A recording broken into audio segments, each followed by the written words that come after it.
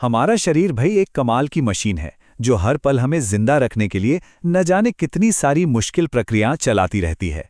आज हम इसी मशीन के अंदर की दो सबसे जरूरी यात्राओं को समझेंगे, एक खाने की और दूसरी सांस की, और देखेंगे कि ये दोनों मिलकर हमें एनर्जी कैसे देते हैं।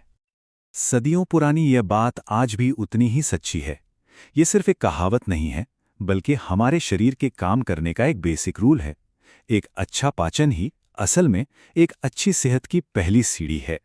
ये दोनों ही काम इतने नॉर्मल हैं कि हम इन पर ध्यान तक नहीं देते, लेकिन इन्हीं दो आम से लगने वाले कामों से हमारे शरीर के अंदर दो बहुत ही खास यात्राएं शुरू होती हैं, एक खाने की और दूसरी सांस की।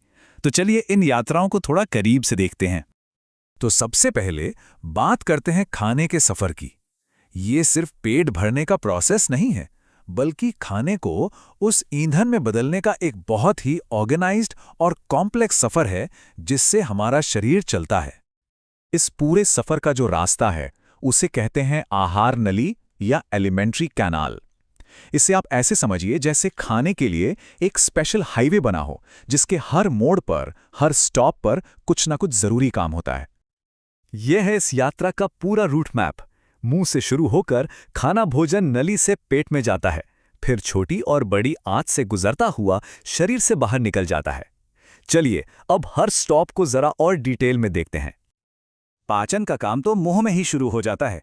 हमारे दांत खाने को फिजिकली तोड़ते हैं और हमारी लार यानी सलाइवा में जो एंजाइम्स होते हैं वो स्टार्च को शुगर में बदलकर केमिकल डाइजेशन शुरू कर देते हैं। यही वजह है कि रोटी या चावल ज्यादा देर चबाने पर हल्के मीठे लगने लगते हैं। पेट में डाइजेशन का एक बहुत जरूरी फेज आता है।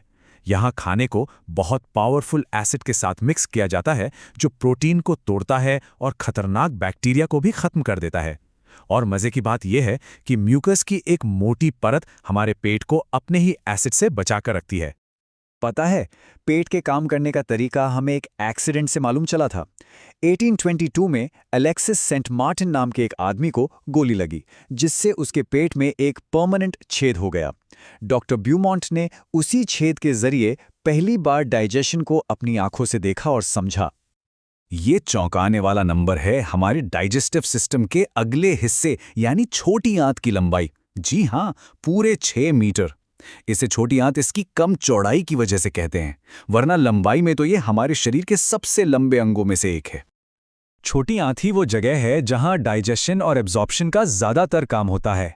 यहीं पर लिवर और पैंक्रियास से आने वाले डाइजेस्टिव जूस खाने को उसके सबसे सिंपल फॉर्म में तोड़ते हैं और फिर ये सारे न्यूट्रिएंट्स खून में सोख लिए जाते हैं। खाने के सफर का आखिरी पड़ाव है बड़ी आंत।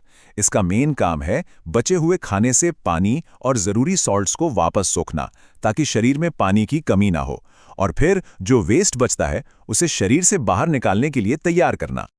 तो ये तो हुई खाने की यात्रा। चलिए अब अपनी दूसरी यात्रा पर चलते हैं, एक सांस की यात्रा। देखते हैं कि हवा का ये रास्ता कैसे खाने की यात्रा से जुड़ता है और हमारे शरीर को एनर्जी देता है। हवा हमारी नाक से अंदर आती है, जहां छोटे बाल और म्यूकस धूल और कीटाणुओं को फिल्टर करते हैं। फिर ये विंड पाइप से होते हुए हमारे फेफड़ों तक पहुंचती है। फेफड़ों के अंदर ये लाखों छोटी छोटी गुब्बारे जैसी थैलियों में भल जाती है, जिन्हें एल्वियोली कहते हैं। और असली जादू यही होता है। ये चार्ट एकदम साफ साफ दिखाता है कि हर सांस में क्या अदला बदली होती है। हम जिस हवा में सांस लेते हैं उसमें करीब 21% ऑक्सीजन होती है, लेकिन जब हम सांस छोड़ते हैं तो वो सिर्फ 16% रह जाती है। वही छोड़ी गई सांस में कार्बन डाइऑक्साइड की मात्रा काफी बढ़ जाती है। इससे पता चलता है कि हमारे शरीर ने ऑक्सीजन का इस्तेमाल किया है। तो खाने की यात्रा और सांस की यात्रा, ये दोनों अलग अलग रास्ते आखिरकार एक ही मंजिल पर मिलते हैं, हमारे शरीर के लिए एनर्जी बनाना। आइए देखते हैं कि ये कनेक्शन कैसे काम करता है। यहां एक बहुत जरूरी फर्क समझना होगा। सांस लेना यानी ब्रीदिंग एक फिजिकल प्रोसेस है जो फेफड़ों में होता है, लेकिन श्वसन यानी रेस्पिरेशन एक केमिकल प्रोसेस है जो हमारे शरीर की हर एक सेल के अंदर होता है। सांस लेना तो बस कच्चा माल लाने जैसा है, रेस्पिरेशन उस माल से एनर्जी बनाने जैसा है। तो रेस्पिरेशन वो केमिकल प्रोसेस है जिसमें हमारे खाने से मिला ग्लूकोज और हमारी सांस से मिली ऑक्सीजन मिलकर एनर्जी पैदा करते हैं।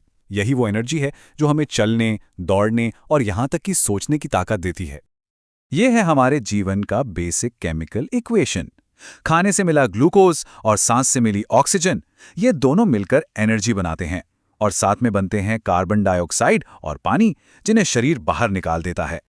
ये कमाल का सिस्टम सिर्फ इंसानों में ही नहीं है। कुदरत ने अलग अलग जीवों को उनके माहौल और खाने के हिसाब से बड़े अनोखे तरीकों से बनाया है। अलग अलग जानवरों में डाइजेशन और रेस्पिरेशन के लिए गजब के अडेप्टेशंस होते हैं। जैसे गाय के पास घास पचाने के लिए कई पेट होते हैं, पक्षियों के पास खाना पीसने के लिए गिजार्ड होता है, और मछलियां पानी में घुली ऑक्सीजन लेने के लिए फेफड़ों की जगह गिल्स का इस्तेमाल करती हैं। तो संक्षेप में कहें तो हमारा शरीर एक ऐसे इंजन की तरह है जो लगातार और चुपचाप हमारे लिए ईंधन तैयार कर रहा है और हमें चला रहा है। ये एक ऐसा ऑटोमेटिक सिस्टम है जो कभी नहीं रुकता। तो याद रखने वाली मुख्य बातें ये हैं। डाइजेशन हमें फ्यूल यानी ग्लूकोज देता है, ब्रीदिंग उस फ्यूल को जलाने के लिए ऑक्सीजन लाती है, और रेस्पिरेशन वो प्रोसेस है जो इन दोनों को मिलाकर एनर्जी बनाती है। और ये सब हमारे बिना सोचे समझे हर पल अपने आप होता रहता है। ये सोचना ही कितना कमाल का है ना? कि हमारा शरीर हर पल इन मुश्किल यात्राओं को बिना किसी गलती के पूरा करता है। ये बात हमें सोचने पर मजबूर करती है कि इस वक्त हमारे अंदर और कौन-कौन से अनजान चमत्कार हो रहे होंगे।